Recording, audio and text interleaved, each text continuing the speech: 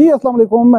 69 billion 69 अरब रुपए के mega corruption का ये स्कैंडल है, जिसमें वफाकी तरक्याती इदारा और वफाकी तहकीकाती इदारा यानी कि CDA और FIA आमने सामने आ गए हैं। CDA की जानिब से जो इंक्वायरी है वो इनिशियल की गई, फिर FIA को ये इंक्वायरी सपोर्ट की गई। तैयब सैफ हैं जो FIA और CDA को देख रहे हैं, मैं भी CDA के मामला को देख रहा हूँ। इस तमाम मामले पर बात करेंगे। तैयब सैफ, ये जो मामला है, खुद रिकॉर्ड दिया चेयरमैन CDA जो हैं कैप्टन रिटायर्ड नूरुन अमीन मैंगल। फिर उसके बाद FIA जो है वो 1500 से ज्यादा फाइलें हैं जो वापस नहीं कर रहा। इस वक्त तो इसके लिए जो सबसे एक वन लाइनर हो सकता है ना, वो ये हो सकता है कि वो तमाम लोग जिन्होंने ये जो अलॉटमेंट्स हुई इसके अंदर प्लाट लिए, दिए या कुछ भी किया, वो तमाम के तमाम रगड़े गए। मड़गे नहीं कह रहा मैं रगड़े गए का लफ्ज इस्तेमाल कर रहा हूँ इसके लिए।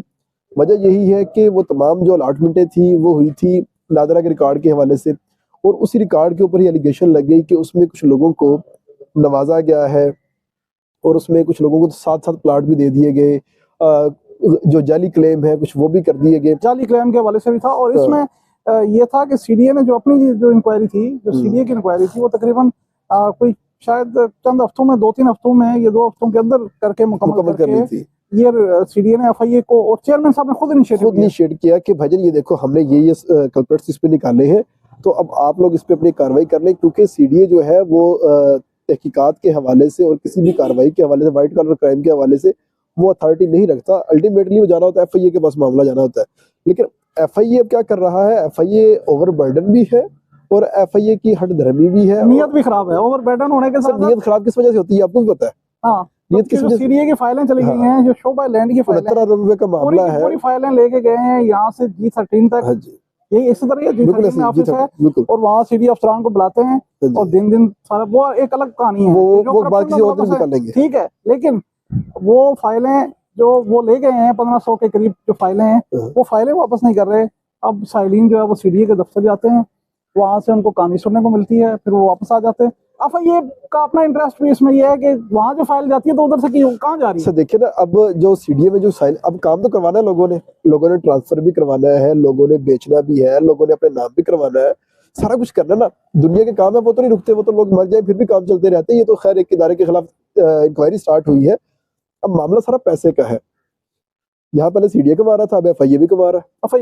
अब FIA भी कमा रहा है ना, सिंपल सी बात है। यानी कि जो फाइल वहां से स्वाब वो ठप्पा लग के आ जाता है ना, वो कहते हैं ठप्पा कहाँ लगा होता है, पता कहाँ से चलता है कि ठप्पा लगा हुआ है।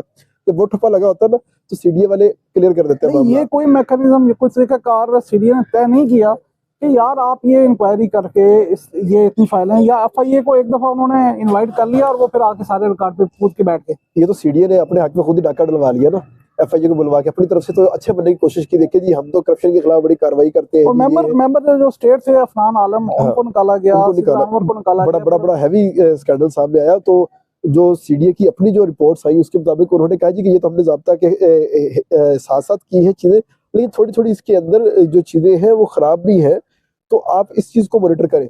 मॉनिटर करने के लिए वो चीज दी थी, लेकिन उल्टा जो है वो क्या कहते हैं, नमाज़ें बख्शवाने गए थे, रोजे गले पड़ गए, वो वाला काम हो गया। उसमें ये भी एक बात सामने आई है कि जो चेयरमैन CDA हैं, उन्होंने जो अलॉटमेंट्स हुई थी अफनान आलम के दौर में, उस तमाम रिकॉर्ड को FIA को कहा कि इसकी छानबीन करें, इसकी तहकीकात करें, और फिर लेटर भी एक लिखा और कहा कि जी तहकीकात जल्दी मुकम्मल कर ले। तो FIA ने क्या कहा?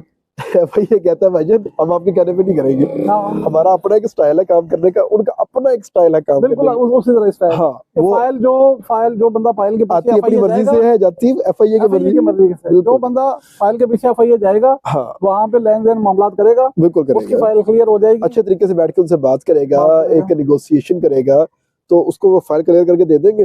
वो बंदा अब जाके प्लाट बेचे, रखे, ट्रांसफर करवाए, जो मर्जी करे भाईजान, वो तो ठप्पा लग गया ना, उसको ठप्पा लग गया। बाकी सारा रिकॉर्ड उनके पास है, जो धक्के खाएगा। ये ठप्पा ऐसे लगा जैसे 9 मई की मजम्मत नहीं करने के बाद ठप्पा लगता है ना, ये वो वाले ठप्पे लगते हैं FIA में जाके। और ये तो FIA को बीच में इन्वॉल्व किया CDA ने, और उसका नतीजा ये है कि कोई करप्शन की कोई जो इंक्वायरी है वो 3 महीने से किसी नतीजे पे नहीं पहुंची। सर ये चौथा महीना शुरू हो गया ना, चौथा महीना शुरू चौथा महीना चल गया किसी आगे। नतीजे पे नहीं पहुंची। सीडीए ने खुद 1 महीने में इंक्वायरी करके परे वो मार जैसे वो कहते हैं ना जी कि डॉक्टर ऑपरेशन करता है अपेंडिक्स का, वो आगे खोलता हुआ है तो बड़ा ऑपरेशन भी निकल आया है, विच कैंसर भी निकल आया, फलाना भी निकल आया, वो ऐसे फैलता जाता है। और उल्टा नुकसान किसका होता है? मरीज का, जिसका पेट फाड़ रहे होते हैं ना वो। ना डॉक्टर का कुछ जाता है, ना फार्मासिस्ट का कुछ जाता है, ना ऑपरेशन टेबल का कुछ जाता है, किसी का कुछ नहीं जाता, जाता मरीज का ही है, जिसके ऊपर एफआईए का कोड ऑफ कंडक्ट कोई नहीं है कि कितने अरसे में कंप्लीट करनी है। इस हवाले से सीडीए से तो बात हुई, उन्होंने कहा हाँ कि जी। जी बहुत पुरानी उनकी पेंडिंग 55 साल से पड़ी हुई है उनके पास फाइलें जो है, वो बड़ा एक मामला है। इस हवाले से बदकिस्मती कह ले, हम अपने मुल्क की कह ले, एफआईए की कह ले, सीडीए की कह ले, कि इन्होंने कोई डेडलाइन ही मुकर्रर नहीं की हुई। अदालतों में जाते हैं ये जो एफआईए के जितने भी इन्वेस्टिगेशन ऑफिसरान है, ये अदालतों में जाते हैं या अपने आला अफसरान को अपनी रिपोर्ट पेश करते हैं और उसमें बताते हैं जी हमने ये वाली कार्रवाई की है, 1 साल के अंदर ये किया, ये किया, ये किया, वो सारा बताते हैं। वो आगे मार्क करते हैं जी कि आपकी कार्रवाई जो सफिशिएंट है, अपनी कार्रवाई को मजीद बेहतर करें। इसके अलावा भाईजान कुछ भी नहीं होता, कुछ भी नहीं। वो एक इन्वेस्टिगेशन ऑफिसर के पास 50 60 केस पड़े हुए हैं, और वो सारे केस इसी तरह ही हैं, वो सारे माल बनाने वाले हैं। इसी तरह ही है। वो जिसका दिल करता है वो आप एफआईए दफ्तर चले जाए, ये पर्दे लगे हुए हैं वहां पर, ठीक है। वो एक केस इतनी देर मोटा है कि एक फाइल इतनी इतनी मोटी है, उसको पढ़ेगा कौन? बिल्कुल ठीक है, उसके ऊपर मट्टी जमी हुई है, कोई देखता ही नहीं है उसको भाईजान। तो सिर्फ उसी फाइल को जिसको देखते हैं फाइल को, वो साफ भी हो जाती है, वो क्लियर भी हो जाती है, पास भी हो जाती है, बिक भी जाती है, सारा कुछ। अब क्या खबर है कब तक ये रिकॉर्ड जो है वो सीडीए के पास आ सकता है? क्योंकि ये तो पूरे लैंड शो बाय लैंड का रिकॉर्ड सीडीए के पास रिकॉर्ड ही आएगा, रिकॉर्ड साहिल के पास आएगा अगर वो चाहेगा।